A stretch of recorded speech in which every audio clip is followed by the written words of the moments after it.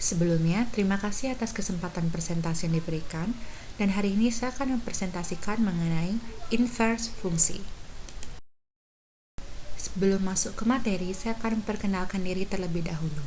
Perkenalkan, nama saya Nimade Ayu Harilaksmi Dewi Dasi, nomor absen 26 dari kelas 10 MIPA 1. Di sini, saya akan menampilkan peta konsep materi. Yang pertama yang akan kita bahas adalah definisi dari inverse fungsi. Yang kedua yaitu fungsi inverse, di mana bagian dari fungsi inverse itu ada 2.1 yaitu pengertian fungsi inverse dan 2.2 yaitu sifat fungsi inverse. Inverse fungsi. Inverse itu artinya adalah kebalikan, dan ini memang sangat sesuai dengan pengertian dari inverse fungsi yang juga dikenal sebagai fungsi kebalikan. Yang kedua, ada pengertian dari fungsi inverse. Apa itu fungsi inverse?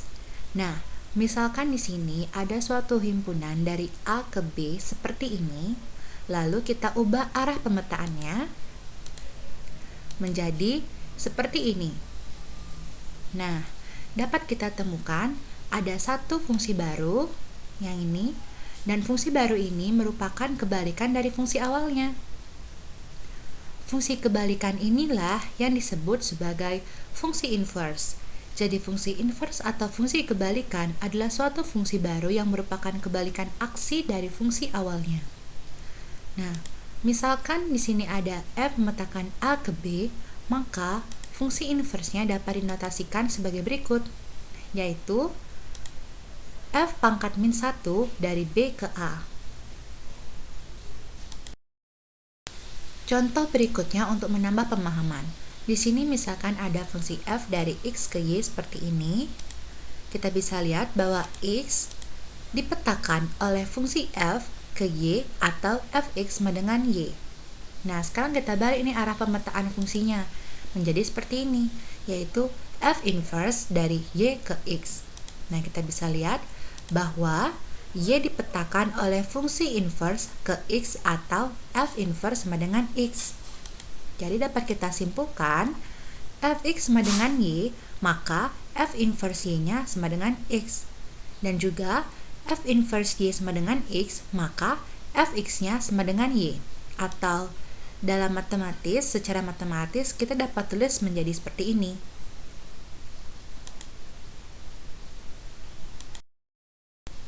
Nah, biasanya kalau kita ngomongin masalah fungsi pasti ada domain dan juga range. Nah, fungsi inverse juga begitu. Kita menggunakan contoh fungsi yang tadi, yaitu fungsi f memetakan x ke y. Nah, di sini ternyata x-nya bertugas sebagai domain f dan y-nya bertugas sebagai range f-nya. Nah, sekarang kita ubah arah pemetaannya menjadi seperti ini, yaitu f inverse dari y ke x. Nah, ternyata y-nya di sini bertugas sebagai domain f inverse-nya, dan x-nya bertugas sebagai range dari f inverse-nya. Dan ternyata domain f inverse ini adalah range dari f-nya, dan juga range f inverse-nya adalah domain dari f-nya.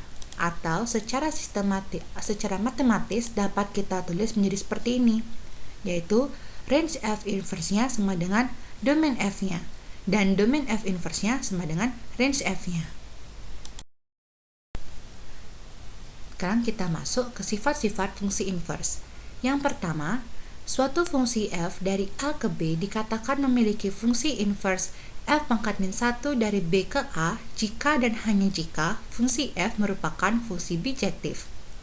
Yang kedua, misalkan f pangkat min 1 adalah fungsi inverse dari fungsi f.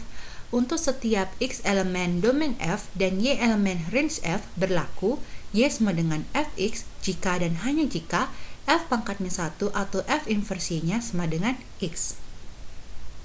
Yang ketiga, misalkan f sebuah fungsi bijektif dengan daerah asal domain f dan daerah hasil range f, sedangkan ix sama dengan x merupakan fungsi identitas, maka fungsi f pangkat min 1 merupakan fungsi inverse dari fungsi f jika dan hanya jika f pangkat min 1 atau f inverse komposisi fx sama dengan x sama dengan ix untuk setiap x elemen dari domain f.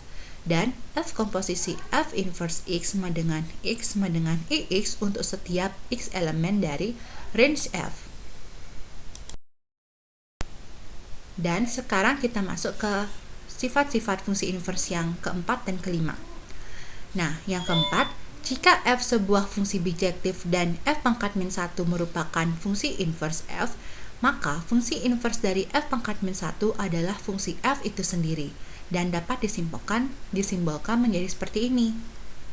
Yang kelima, jika F dan G fungsi bijektif, maka berlaku F komposisi G-1 sama dengan G-1 komposisi F-1 dan G komposisi F-1 sama dengan F-1 komposisi G-1. Jadinya F dan G ini sama-sama bermuatan min 1, berpangkat min 1.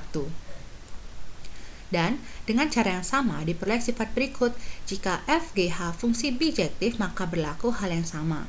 Jadi FGH-nya itu sama-sama berpangkat min 1 karena dikali min 1 masing-masingnya. Sekarang kita masuk ke contoh soal. Di sini diketahui F memetakan A ke B seperti diagram panah berikut. Pertanyaannya, berapakah nilai dari F inverse 3-nya? Nah, kita bisa lihat dari diagram panah itu kita ketahui bahwa FA-nya sama dengan 3, FB-nya sama dengan 2, FC-nya sama dengan 1, FD-nya sama dengan 0, dan FE-nya sama dengan 4. Nah, sekarang kita balikkan diagram panah ini.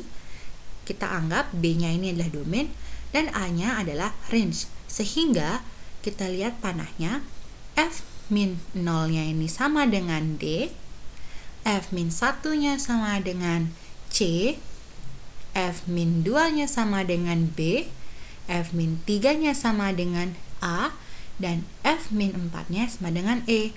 Maka nilai dari F-1 3-nya adalah A, ya. F inverse 3-nya sama dengan A karena panahnya ke A. Tuh. Nah, sekarang kita masuk ke soal. Soal pertama, diketahui G memetakan P ke Q seperti diagram panah berikut ini. Yaitu seperti ini. Pertanyaannya, nilai F inverse 7-nya adalah A. Tidak terdefinisi, B1, C2, D3, E9. Pertanyaan nomor 2, diketahui anggota dari fungsi F yakni min 1,2, 1,1, 2,3, 3,-1, dan 4,0. Pertanyaannya, nilai dari F inverse 3-nya adalah. Sekian presentasi dari saya. Mohon maaf apabila ada kesalahan dalam pengucapan maupun penulisan. Saya tutup dengan Paramasanti. Om Santi Santi Santi Om. Thank you for watching.